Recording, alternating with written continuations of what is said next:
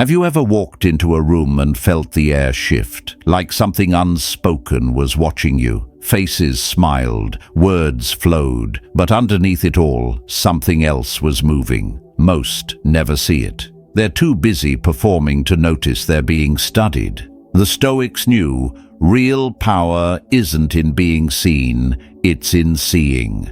Stay close. This might change how you move through the world. As we step into the first chapter, imagine walking into a room where the air feels thick, as if the walls themselves are holding their breath. You see faces, you hear words, but something doesn't add up. It's like standing before a painting you've looked at 1,000 times and realizing for the first time that there's a shadow hidden beneath the color. Most people live in that blindness. They think they see clearly, but they're only seeing what their emotions allow them to. Every feeling becomes a lens, and that lens lies. You see, when your heart trembles, your vision shakes with it. When you crave approval, every silence feels like rejection. When you fear disapproval, every glance becomes judgment.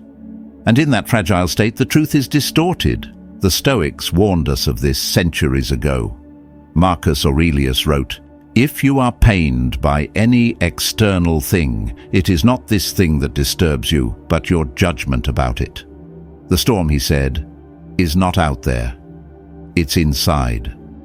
Once you understand that, you stop chasing clarity in others and start cultivating it within. Picture this. A young man steps into his first meeting at a high-level firm. His palms sweat, his heart races, and every neutral face looks like an enemy. When someone takes notes, he thinks they're mocking him. When the leader pauses, he feels dismissed. He leaves the room defeated, convinced he wasn't good enough. But what he missed was everything. The man taking notes was impressed. The pause wasn't rejection, it was respect. His emotions blurred the truth until all he could see was his own fear reflected back at him. Now imagine a different scene, the Stoic way. Another person walks into that same room with stillness in their chest. They don't rush to prove. They don't analyze how they sound or how they're seen. They watch. They breathe. They notice who interrupts whom, who lowers their tone when someone powerful enters, who listens deeply, and who just waits to speak. They see the invisible order of things, not because they're special, but because they've trained their eyes to see without judgment. This isn't mind reading, it's presence. The Stoic mind moves like water, clear, still, and reflective. It doesn't rush toward what it desires or away from what it fears. It simply observes. Detachment is its discipline, but don't mistake detachment for coldness. It's not indifference, it's distance with purpose. The Stoic steps back, not because they don't care, but because they want to see the whole picture. Here's how this unfolds in daily life. You're talking to someone, and halfway through your sentence, they look away. Instantly, the storm begins. They're bored. They don't respect me. But what if they just remembered something urgent? What if they're shy? What if it had nothing to do with you at all? The Stoic doesn't assume. The Stoic verifies. Epictetus said, "It's not events that upset us, but our interpretation of them." That's the silent root of confusion. We react not to reality, but to our version of it. Every time you take something personally, you lose sight of the world as it is. Every time you try to read meaning in someone else's expression, you stop seeing what's actually in front of you. In truth, the moment you stop needing to be liked, you begin to see. When you enter a room without the hunger to perform, a different world unfolds. You notice the rhythm of voices, the alliances in glances, the unspoken hierarchy of who speaks and who waits, the jokes meant to conceal insecurity, the loudness meant to hide fear, the small silences that reveal authority. While others compete to be heard, you're already ahead, watching. You don't dominate the room, you understand it. That's real power. Start small. When you walk into a conversation, resist the impulse to talk first. Let the silence breathe. Let others reveal themselves. The way they listen, interrupt, or fidget, that's all information. Next time someone throws a passive-aggressive comment your way, don't react, don't flinch, don't laugh to make it easy, just absorb it. Hold it like a coin under light and examine it. What does this reveal about them? That is apatheia, not apathy, but mastery. It's not about suppressing emotion, it's about refusing to be led by it. In a world addicted to reaction, composure becomes magnetic. People might not say it, but they feel it. Your centeredness, your refusal to be pulled into the chaos. You start noticing details others can't. You see who glances at whom when laughter rises. You see the subtle dig that exposes insecurity. You see the person who needs the last word because silence terrifies them. And you don't judge.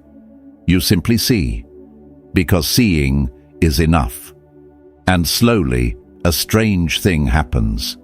People start to treat you differently. They feel the steadiness in your energy. They trust you without knowing why. They sense that you can't be easily moved, and in a world of turbulence, that steadiness becomes power. But this power doesn't come from controlling others. It comes from mastering yourself. You learn that the less you react, the more you notice. The less you need to speak, the more weight your words carry. You realize that every unnecessary word is a debt, and silence is your savings.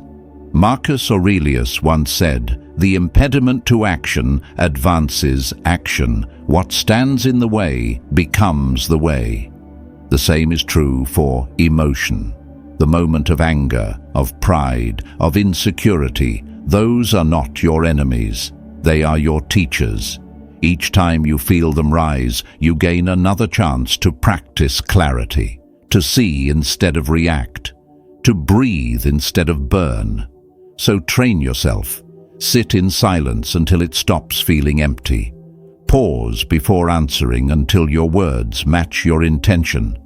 Observe without deciding. And soon you'll find that calm isn't a reaction.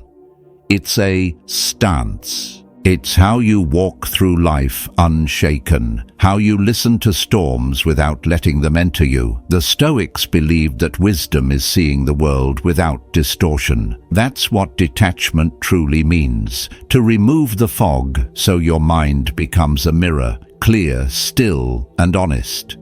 It doesn't just reflect others, it reflects you. And maybe that's the lesson behind all of this. To outsmart others, you must first stop outsmarting yourself. The chaos you fear isn't out there. It's inside, in every judgment, every emotional echo, every story you tell yourself about what something means. But once the noise fades, something extraordinary happens. The world quiets. Faces become clear. Words find weight again. The air itself feels lighter. You realize you were never blind, you were just distracted. And now that your sight has returned, you begin to move differently. You speak less, but when you do, it lands. You react slower, but when you act, it matters. You don't chase attention, it finds you, because your calm has gravity, your silence has presence. And as you walk through the noise of the world, you'll start to see how rare this is, to be both awake and unbothered, to see without judging, to listen without losing yourself, to be in control, not through dominance, but through understanding. That's the quiet power the Stoics spoke of. Not the roar of ego, but the stillness of mastery, the kind that moves unseen, yet shapes everything around it. So I ask you, are you ready to trade the comfort of reactivity for the freedom of clarity? Are you ready to stop being the one who's always trying to be understood and become the one who truly understands? Because once you do, everything changes. The room, the people, even your own mind, all rearrange themselves into order. The fog lifts, the noise fades, and for the first time, you don't just look. You see.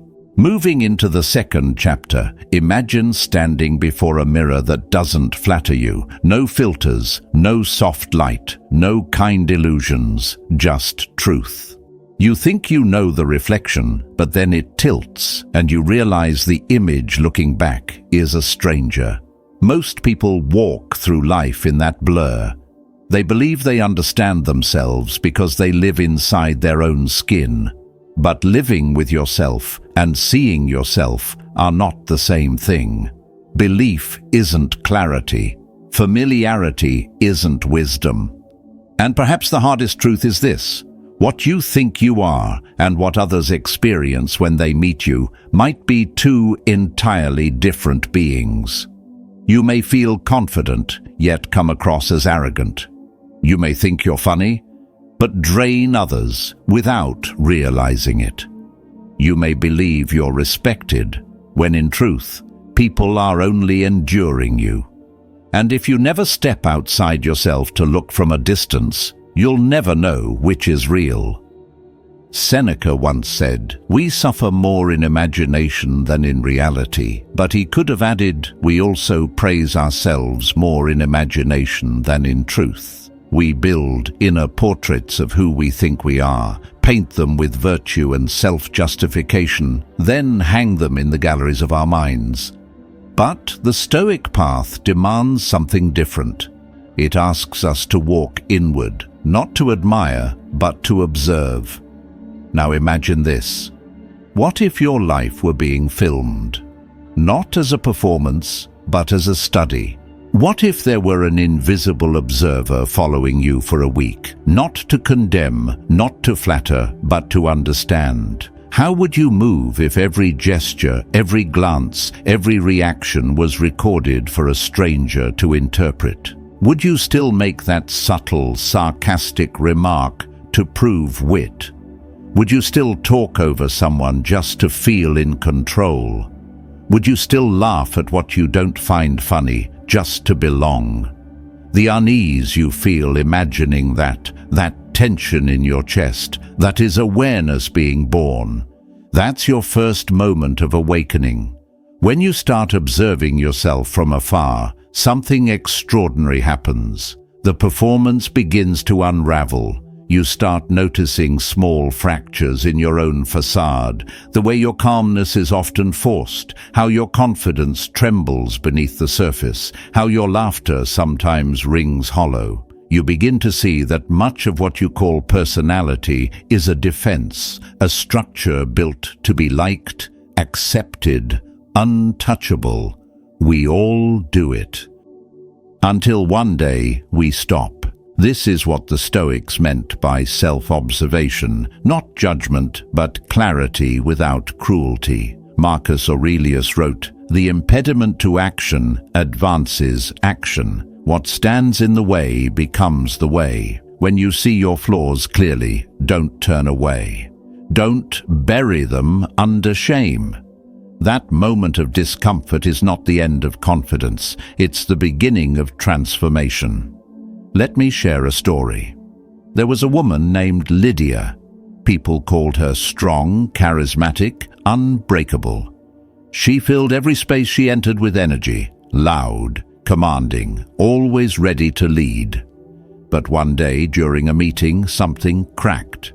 She overheard a quiet voice say, "Lydia doesn't listen. She just wants to win." It pierced her harder than any insult. That night, she replayed the day in her mind, again and again and again. And she saw it, how she interrupted, how she forced her points, how her certainty was really fear wearing armor. For the first time, she saw herself, not as she wished to be, but as she was. That night, she began writing, not to defend, but to witness. every action, every word, every reaction. She wrote as if studying a character she barely knew. Over time, something softened. Her strength remained, but it changed shape, from loudness to composure, from assertion to understanding. She stopped trying to prove her worth and started living in alignment with it. She stopped performing for respect and began embodying it. That's what true self-observation offers. Not shame, but freedom. Because awareness isn't a wound, it's a mirror polished by truth. Yet most people avoid it. They stay inside the fortress of their ego, guarding their identity from the very gaze that could save them. They defend their image instead of refining it. They ask, why don't people understand me? But never, how do I make them feel? Ask yourself instead, is the way I speak helping or harming? Does my presence bring calm or chaos? Do people leave my company lighter or heavier? These questions don't accuse, they awaken. Because self-awareness isn't self-punishment, it's self-respect in motion. Epictetus trained his students in this discipline daily. He called it prosos, attention, to be vigilant toward your own conduct, to live like a guard at the gate of your mind, watching every impulse before it turns into action. He warned that philosophy without awareness is empty talk, that wisdom is not what you know, it's what you notice. So, practice. Observe yourself the way a scholar studies a rare text, with patience, curiosity, and no rush to conclude. Tomorrow, act as though you are being quietly studied by someone who has never met you. Watch how you greet others, how you stand, how you speak when you're nervous, how you seek approval without realizing it. Then, at night, reflect. If a stranger watched your day unfold, what would they see? Strength or insecurity? Sincerity or performance? Clarity or confusion? At first, this will sting. You'll see habits you didn't know you had. You'll cringe at the ways you bend your truth just to be liked. But stay with it. Keep watching, because after the sting comes sight. You'll start to move differently, speak differently, live differently. You'll stop pretending to be calm. You'll actually be calm. You'll stop trying to appear confident. You'll start carrying quiet conviction. And soon, something profound will shift. You'll no longer chase how others see you. You'll master how you see yourself. And paradoxically, the world will begin to see you differently too. Not because you've crafted a new image, but because you've cultivated a new essence. That is what real confidence looks like. It's not walking into a room thinking you're above others. It's walking in fully aware of your flaws and strengths and knowing you're still enough. That kind of presence doesn't need to shout. It doesn't chase recognition. It radiates truth the way a flame radiates heat. Quietly, inevitably. Marcus Aurelius said, "Waste no more time arguing what a good man should be. Be one." Once you begin to observe yourself with that spirit, with clarity, honesty, and humility, you no longer need the approval of others to feel whole. You become whole by alignment. Not perfection, but progress. Not performance, but presence. So the next time you feel the urge to defend your behavior or dismiss a criticism, pause. Step outside yourself. Look back as if you were a stranger. Ask, is this the kind of person I would admire? If not, change something, no matter how small. Because in the Stoic way, even the smallest correction is sacred. Remember this. Zero improvement remains zero, but a fraction of growth repeated daily becomes transformation. The Stoics lived by that truth. Seneca said, "He who improves himself each day will one day stand among the gods." In our language, that means this: if you improve by 0.1% each day, by year's end, you are not the same being. You've evolved through discipline into dignity. And once you see yourself with that level of honesty, with no flattery, no fear, something rare happens. The way others perceive you is no longer a mystery, because the way you carry yourself becomes a reflection of inner order. You no longer need to tell the world who you are. It sees it. From here, a deeper question arises. What if, simply by how you speak and carry yourself, you could make others take notice without ever demanding their attention? What if presence itself became your language? That's the next step, and it changes everything. Advancing to the third chapter, picture yourself in a room where every word echoes, yet no one truly listens. The air is filled with chatter, quick laughter, nervous explanations, and endless noise meant to fill the void. People mistake volume for connection, speed for confidence, noise for presence. But beneath all that sound, silence waits, heavy, uncomfortable, sacred. Most people run from it. The Stoic walks straight into it, because silence, when mastered, becomes more powerful than speech itself. Here's the truth the Stoics understood long before the world forgot.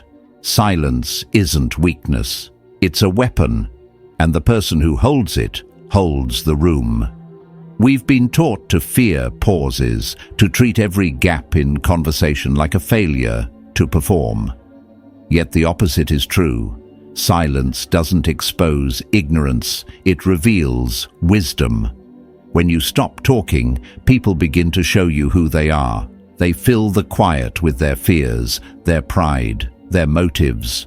They reveal their nature, not because you forced them to, but because your stillness gave them space to. Epictetus once said, "We have 2 ears and 1 mouth, so that we may listen twice as much as we speak."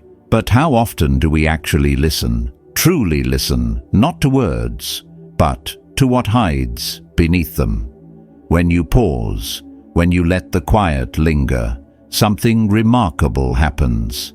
The truth slips through the cracks that noise once covered. Let me tell you a story. A young lawyer, new to the world of high-stakes negotiation, once sat silently between 2 seasoned CEOs. His task was simple: observe. During the meeting, one of the executives made a bold offer and then stopped talking. The silence stretched. Seconds felt like minutes. The other CEO shifted in discomfort, his composure cracking. Within moments he began to speak, filling the air with justifications, concessions, and explanations no one asked for. The deal was sealed shortly after, but not by persuasion, not by argument, by silence. The young lawyer never forgot that lesson. It wasn't charm or intellect that won. It was restraint, controlled, deliberate, unflinching silence. You don't need a boardroom to practice that power. You need only to resist the urge to fill every pause. Most people talk to convince, not to connect. They rush to explain, to prove, to be right. But the Stoic speaks with purpose. The Stoic doesn't rush to fill space. He guards it. Each pause becomes an act of discipline, a quiet declaration.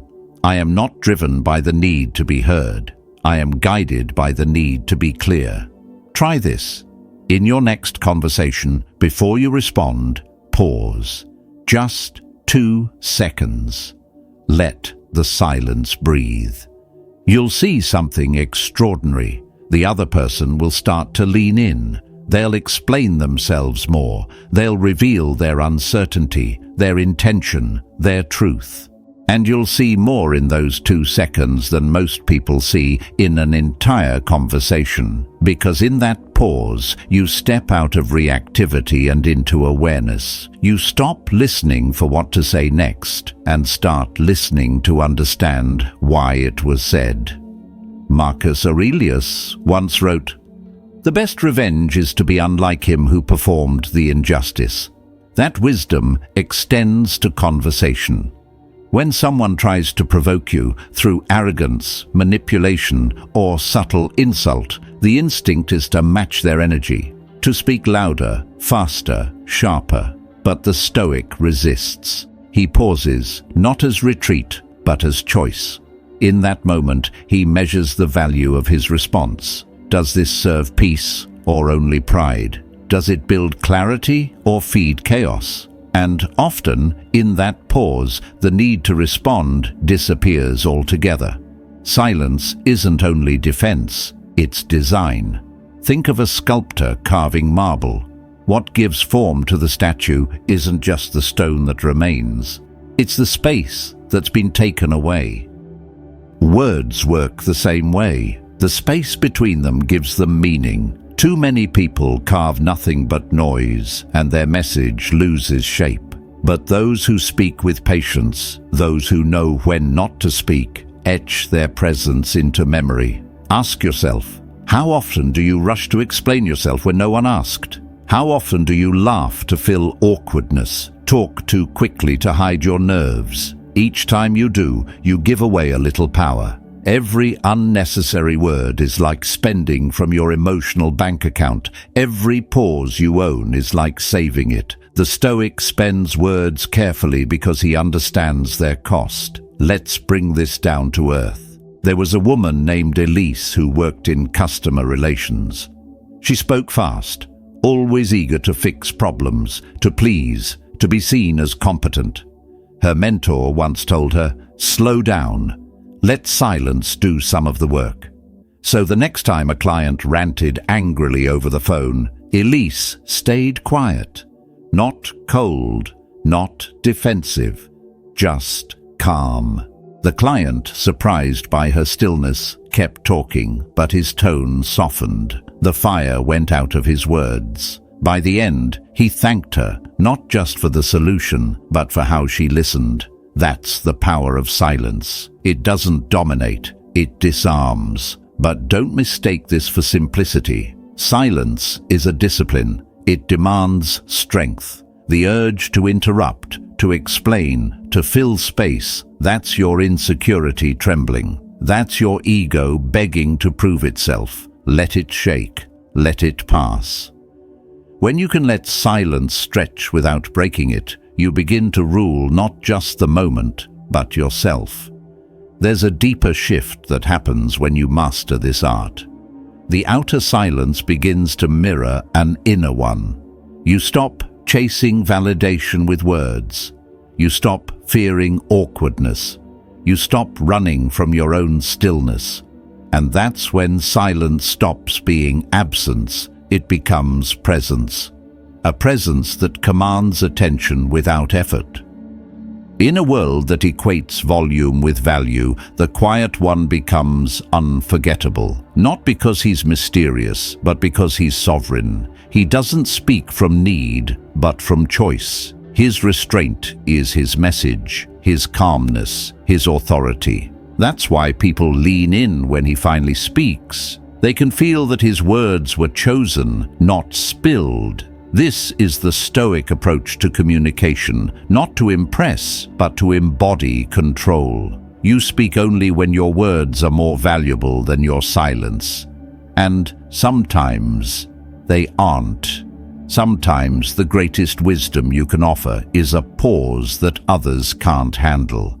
Seneca once said, "It is quality, not quantity, that matters." He wasn't talking about words, but he might as well have been. A perfect sentence can please the ear, but a well-placed pause commands the soul. So, practice. In your next conversation, pause before you respond. Watch how others react to the silence. Listen not just to their words, but to what their discomfort reveals.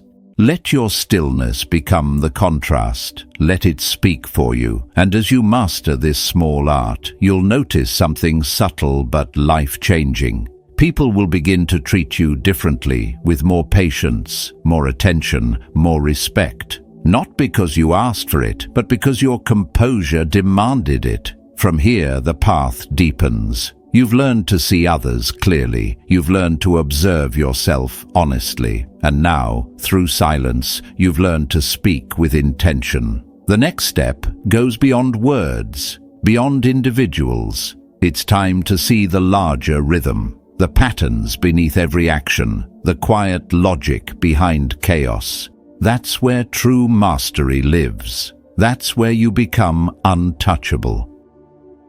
At this stage, imagine your life unfolding quietly, like a story written in invisible ink. Every action, every emotion, every decision, part of a rhythm you can't yet hear. The world isn't chaos, it's choreography. It moves in patterns. So do people, and so do you. The Stoics understood this long before we gave it names. They believed in fate, but not in surrender. Seneca said, "Fate leads the willing and drags the unwilling," meaning life always moves, but how you move with it determines whether you feel free or trapped. The key is to see the rhythm early, to understand the pattern before it drags you. Look around. Patterns are everywhere. The friend who arrives at the same cafe each morning, same table, same drink, same scroll through the same headlines. Most people see routine. A Stoic sees rhythm, a loop that reveals habit, comfort, and vulnerability. If you remember their order and buy their drink before they ask, you've entered their pattern. You've spoken awareness, not manipulation. Epictetus said, "First say to yourself what you would be, then do what you must do." That's alignment. The Stoic doesn't force reality. He studies it, moves with it. Because people aren't as unpredictable as they think, most are loops wearing masks. They call it personality. It's repetition, the same reactions, the same excuses, the same emotions recycled through new situations. But when you start watching instead of judging, you see through it. The angry man is not angry for different reasons. He's trapped in one script he never rewrote. The fearful woman doesn't have many fears, just one she keeps meeting in new disguises. The Stoic way is to step back, to observe these cycles until they lose their grip on you. When you see your patterns clearly, you begin to move from reaction to intention. Here's an example. You're facing someone known for arrogance, a loud presence who tries to dominate every room. The normal response: defend, prove, push back. But that's what they expect. That's part of their rhythm. Instead, the Stoic remembers something they said weeks ago. "I don't care about price. I just want to be first." In that single line, their pattern revealed itself. It's not about value, it's about ego. So you wait.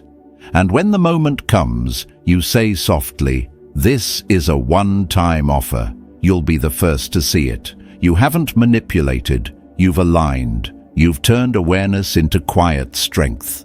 But Marcus Aurelius warned, the best revenge is not to be like your enemy. Use this skill without virtue and it poisons you.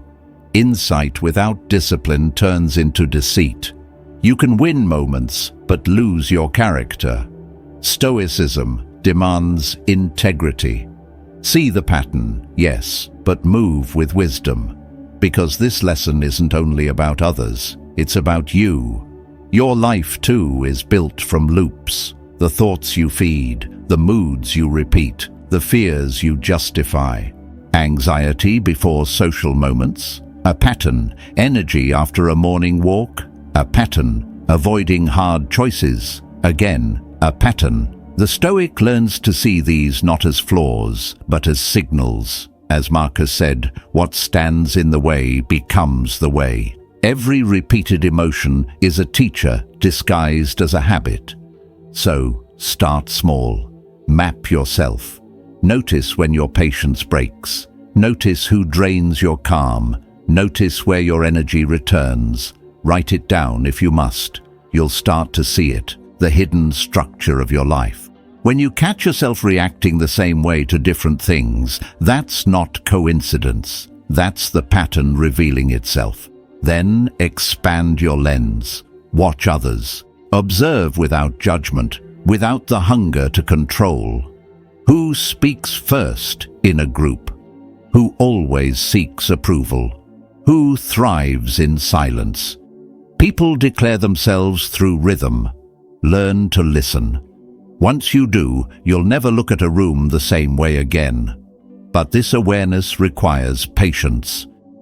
Most minds move too fast to see rhythm. They want instant answers, instant control. But patterns reveal themselves slowly, only to those who can wait. The Stoic trains his perception the way an archer trains his aim, steady, precise, restrained. While others react to what just happened, he's watching what always happens. That's the difference between playing the game and understanding the board. Try this. Think of one person who confuses you. For the next 2 weeks, don't confront. Observe.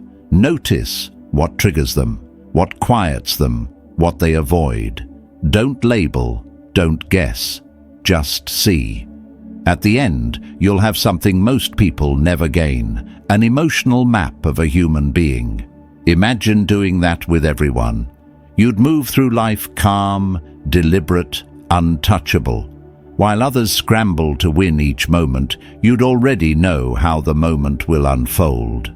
This isn't about being smarter, it's about being present, still enough to see what others miss, intentional enough to act with precision, and humble enough to align with reality instead of trying to bend it. But here's the warning again: awareness without virtue destroys. Epictetus taught that wisdom without self-control corrupts the soul. Use your understanding not to push people, but to meet them where they are. In business, they say, enter the conversation already happening in the customer's mind. The Stoic would say, enter the rhythm already happening in life, but walk in with virtue. Insight without integrity is poison. Insight with virtue is power. The first blinds you with ego. The second frees you with truth. The rare few who hold both become the kind of leaders people trust, the kind whose calm shapes rooms without noise. Remember this: people are patterns. Life is rhythm. You can fight it, or you can learn its language. Once you see it clearly, your fear of uncertainty fades. You don't need to predict the future, you understand its motion. You stop pushing against time and begin moving with it. The Stoic doesn't chase control, he aligns. He doesn't fear change, he studies its rhythm. He walks through life 2 steps ahead, not through force, but through awareness. And now that you can see what others can't, the patterns behind people, the cycles within yourself, there's only one lesson left. The most important one: not how to master others, but how to master yourself. When you begin to see clearly and act with calm intention, life starts to move differently. While others seek attention, you stay grounded, steady, and aware. That is real power, quiet yet undeniable. If this message speaks to you, take a moment to subscribe and keep walking this path of clarity and strength. Share your reflection below with 2 words: I observe. Remember, growth happens in silence, in the small, unseen choices that shape who you become. Stay calm, stay focused, and let your composure speak louder than words. Every still moment builds your power within. The next lesson will guide you deeper into the art of moving through any space with quiet mastery.